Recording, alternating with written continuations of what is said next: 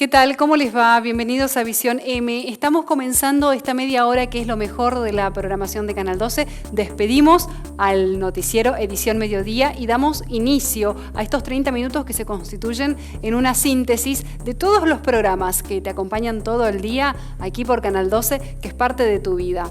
Entre otras cosas, estaremos compartiendo este informe especial que hicieron desde el programa El Periodista sobre las ferias francas, una actividad que involucra a muchísimos agricultores en la Tierra Colorada. O también estaremos hablando junto con legislativas de la póliza digital que está vigente en la ciudad de Oberá, o con testimonios, más historias de quienes eligen misiones, en este caso desde Irán a Puerto Iguazú.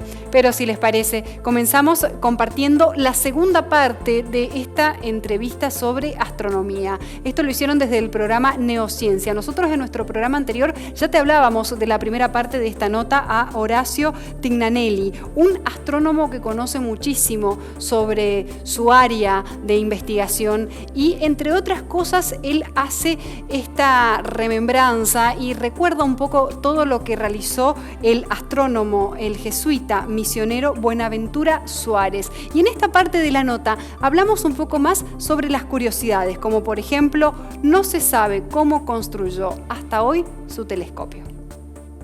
Los instrumentos de Suárez eran de dos naturalezas. Una de naturaleza común, que estaba descritos en los libros con los que él estudió, que estaban en el noviciado de Córdoba, y otros que estaban en la biblioteca de Candelaria. Ahí había libros de astronomía que describían cómo construir la mayoría de los instrumentos que él construyó, excepto los telescopios. No hay libro en las bibliotecas jesuitas que describan cómo construir un telescopio, en la época de Suárez, por supuesto. Pero Suárez nunca fue a Europa, por supuesto. Suárez no salió de esta zona. Pero él se carteaba con personajes que hacían observaciones astronómicas en otras partes del mundo. Es tan importante como lo de los instrumentos que estamos hablando, porque en esta época, en 1710, cuando esto era 1710, había un señor que se escribía con otro en Pekín.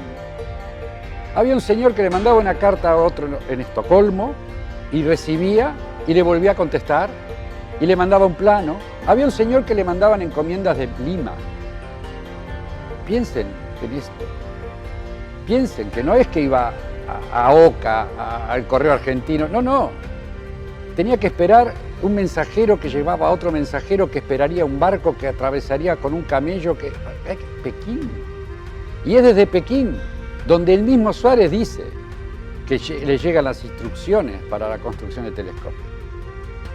Le llegan las instrucciones tal como las podía tener en esa época, estoy hablando 1710, apenas 70 años después de la muerte de Galileo. No estaba un desarrollo del telescopio, estaban las cosas de Kepler que vinieron a ser superadoras de Galileo. Y es el telescopio kepleriano el que le llega como, lo que tenés que construir es esto. Pero no había vidrio. En las misiones el vidrio no era algo común. Era algo que llegaba desde afuera. No se construían cosas de vidrio.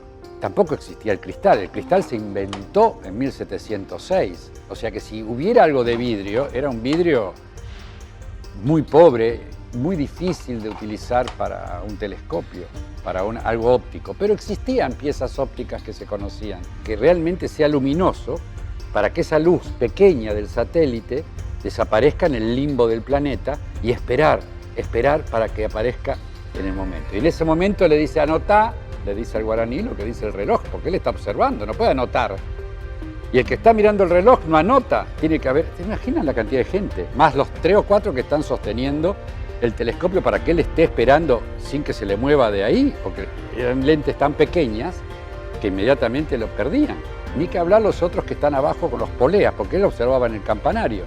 Y los que estaban cuidando que ninguna fiera o un bandeirante entrara en la misión. O sea, era un sistema de observación que armó este muchacho. Admirable. Por eso yo cuando veo el telescopio de aquí, que hay en el Parque del Conocimiento, hago la siguiente reflexión.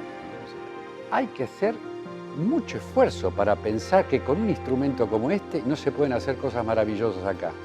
Cualquier crítica es tonta, porque este hombre, en el mismo lugar, con 2 piedritas, logró hacer astronomía de primer nivel. Hay que esforzarse para no hacer cosas buenas acá.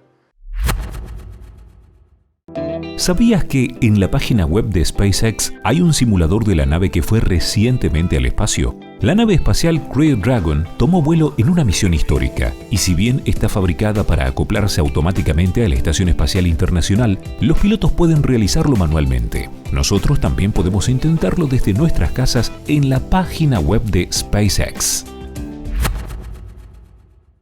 Testimonios es un programa de Canal 12 que nos permite conocer historias de vida que llegan desde todos los lugares del mundo.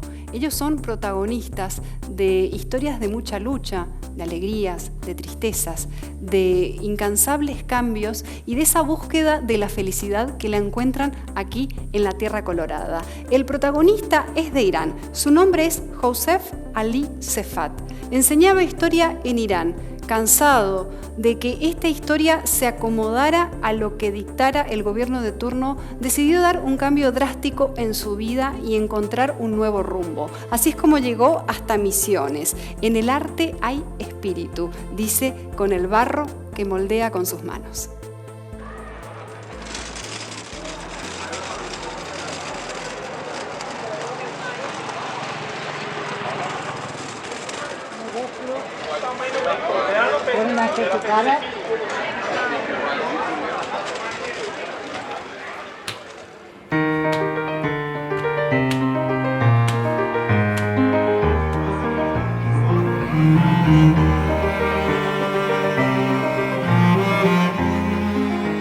Enseñaba historia. No conformaba que cada político que entraba en un país, como Argentina, cambiamos la historia de una persona.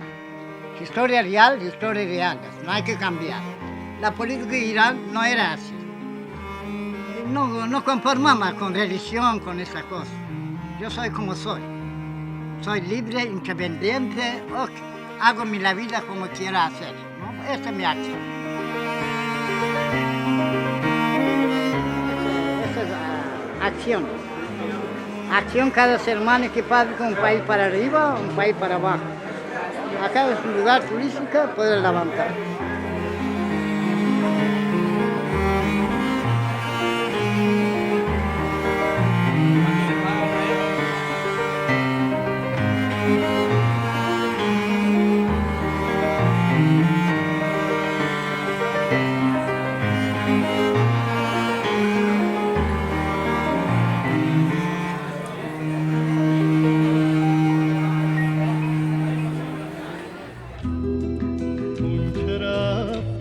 ¿Esa es tu ciudad?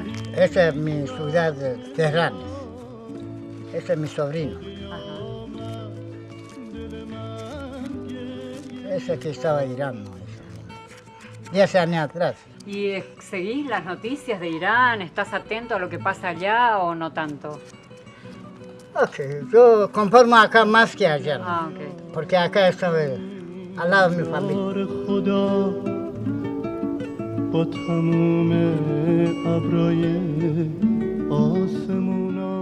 ¿Qué idiomas manejas? Yo hablo inglés bien. Bien. Inglés, árabe, turco, persa, rashti, farsi. ¿Y sos religioso, muy religioso, poco religioso? Yo no soy religioso, pero tengo fe a Dios. Cerrar nariz, cerrar la boca. ¿Qué falta a vos? Aire. Aire. Tú no miras aire. Dios existe, tú no miras, pero existe. Esa es realidad. Yo tengo fe a Dios, sí, tengo. Por eso, gracias a Dios, ando bien.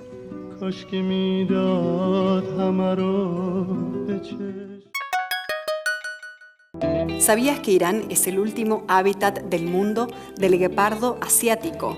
Un poco más pequeño que su homólogo africano. Está en peligro de extinción y se calcula que solo quedan 50 guepardos en libertad en todo el planeta. En la actualidad, esta especie vive en 7 provincias de Irán. La reproducción del guepardo asiático en cautividad es muy difícil. La tasa de éxito es menor del 30%.